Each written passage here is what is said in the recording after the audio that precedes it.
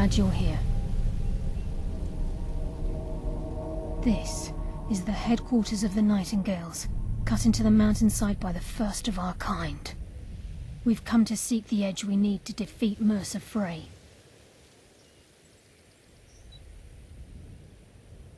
If you'll follow me, I'll try to explain on the way.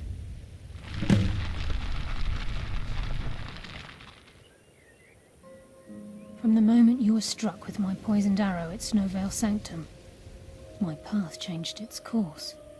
Perhaps I couldn't bring Mercer back alive, but together, we were able to clear my name and to put Gallus's memory to rest. I'd always intended Mercer's fate to ultimately be decided by the Guild, and it seems they've spoken. It's my hope that you will, yes. This way, please. It's just ahead. Please, keep following.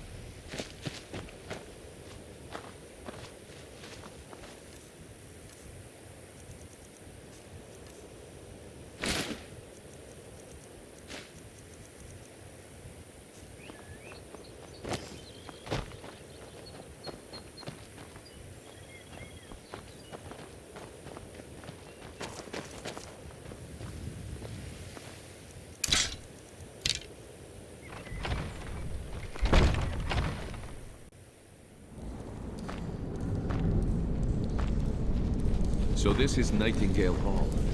I heard about this place when I joined the Guild, but I never believed it existed. The assumption that the Nightingales were just a myth was seeded within the Guild on purpose. It helped divert attention from our true nature. What's wrong, Brynjolf? I can almost hear you, brow furrowing. I'm trying to understand why I'm here, lass. I'm no priest, and I'm certainly not religious. Why pick me? This isn't about religion, Brynjolf. It's business.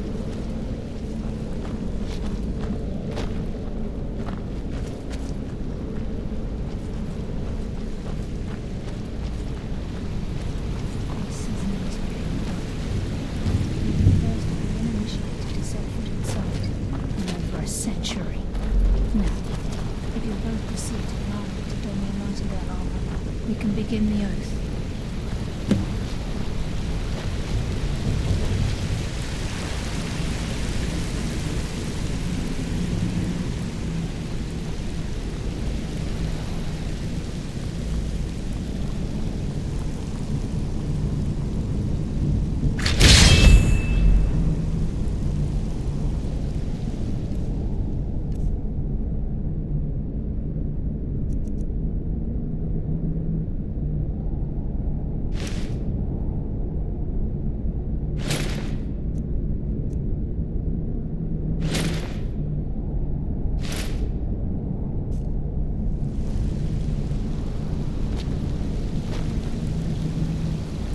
I think we should trust the lass and take the deal.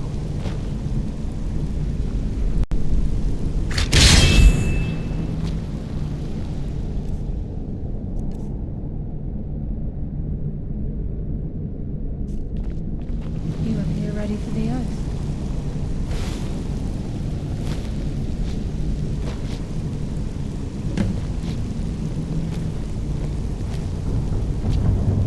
I think we should trust the lass and take the deal. You appear ready for the oath.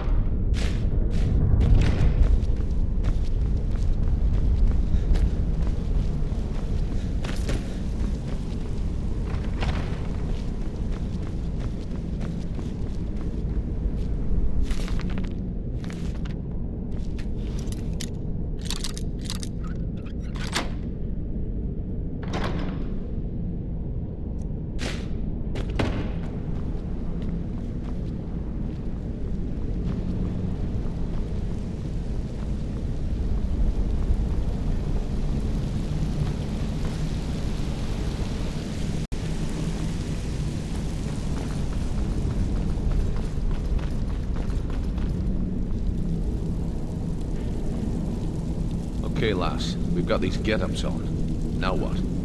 Beyond this gate is the first step in becoming becoming a Nightingale. Whoa there, lass. I appreciate the armor, but becoming a Nightingale? That was never discussed. To hold any hope of defeating Mercer, we must have Nocturnal at our backs. If she's to accept you as one of her own, an arrangement must be struck. What sort of arrangement? I need to know the terms. The terms are quite simple, Brynjolf. Nocturnal will allow you to become a Nightingale and use your abilities for whatever you wish.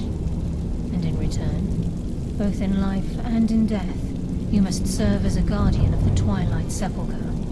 Aye, there's always a catch.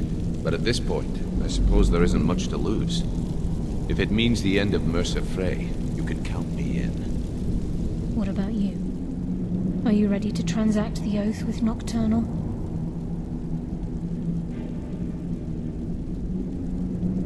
By transacting the oath with Nocturnal, you're entering into a business deal. You'll be provided all of the power and knowledge befitting a Nightingale. You're free to use those powers as you see fit, to further your own goals, or the goals of the Thieves' Guild. In return, you'll be required to defend the Twilight Sepulcher and everything within when the need arises. More importantly, upon your death, your spirit will be bound to the Twilight Sepulcher as one of its guardians.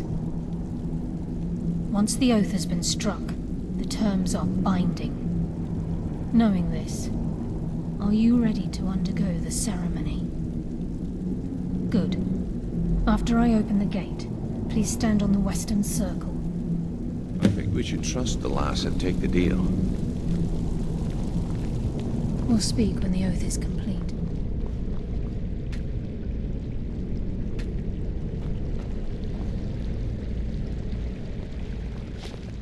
We'll speak when the oath is complete.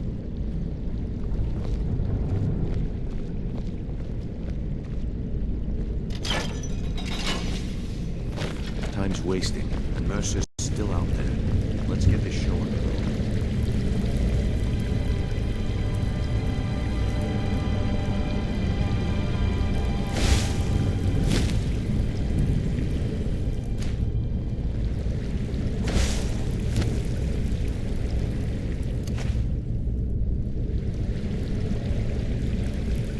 I call upon you, Lady Nocturnal, Queen of Murk, and Empress of Shadow. Hear my voice. Ah, Karliah. I was wondering when I'd hear from you again. Lose something, did we? My lady, I've come before you to throw myself upon your mercy and to accept responsibility for my failure. You're already mine, Karliah. Your terms were struck long ago. What could you possibly offer me now? I have two others that wish to transact the oath, to serve you both in life and in death. You surprise me, Karliah. This offer is definitely weighted in my favor. My appetite for Mercer's demise exceeds my craving for wealth, Your Grace. Revenge. How interesting. Very well. The conditions are acceptable. You may proceed. Lady Nocturnal, we accept your terms. We dedicate ourselves to you as both your avengers and your sentinels. We will honor our agreement in this life and the next until your conditions have been met. Very well. I name your initiates Nightingale, and I restore your status to the same, Karliah. And in the future, I'd suggest you refrain from disappointing me again.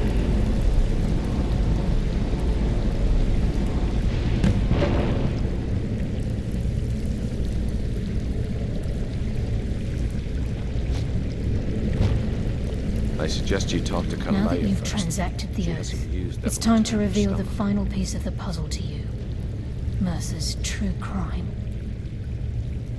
Mercer was able to unlock the Guild's vault without 2 keys because of what he stole from the Twilight Sepulcher, the skeleton key. By doing this, he's compromised our ties to Nocturnal, and in essence, caused our luck to run dry.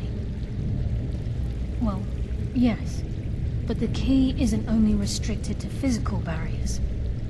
All of us possess untapped abilities, the potential to wield great power securely sealed within our minds. Once you realize the key can access these traits, potential becomes limitless.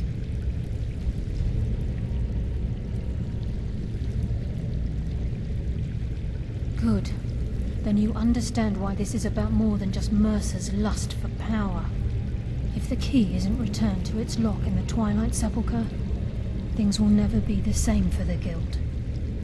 As time passed, our luck would diminish to the point of non-existence, and whether you know it or not, our uncanny luck defines our trade. Very true. In our line of work, it's quite rare we set out to return a stolen item to its rightful owner. Before we depart, Brynjolf has some business to discuss. I suggest you listen to him. Listen, lad. There's one last piece of business we need to settle before we go... Listen, lad. There's one last piece of business we need to settle before we go after Mercer. The leadership of the Guild. Karliah and I had a long discussion before you arrived here. Thanks to your efforts, Mercer's treachery has been exposed. After we deal with him, all that remains is restoring the Guild to its full strength. As a result, we both feel that you have the potential of replacing Mercer as leader of the Thieves' Guild. I've been at this game a long time, my friend. A long time. I've stolen trinkets from nobles and framed priests for murder. I'm good at what I do, maybe even one of the best, but it's all I know. I've never been one to lead. Never desired it, never cared for it. Don't want it. Well, we have a bit of an errand to run before your coronation, so don't get sentimental on me now. Then it's decided. When this is all over and Delvin's contacts assure me that we've regained our footing in Skyrim, we'll handle the details. Until then, we have quite the task ahead. I've been poring over the plans you brought us, and I'm convinced the eyes of the Falmer are in the Dwarven ruins at Erkenthand. Karliah and I will meet you there. Prepare yourself, lad. This will be a fight to remember.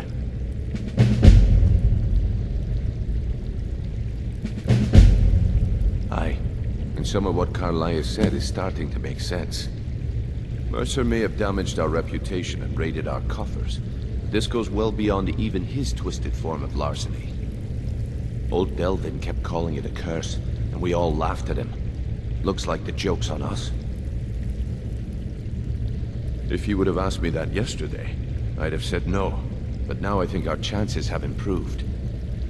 Look, call me crazy if you like, but I trust Karliah. I don't think she'd lead us down a suicidal path. Besides, I'd rather die with some of Mercer's blood on my blade than spend the rest of my life regretting that I ran the other way.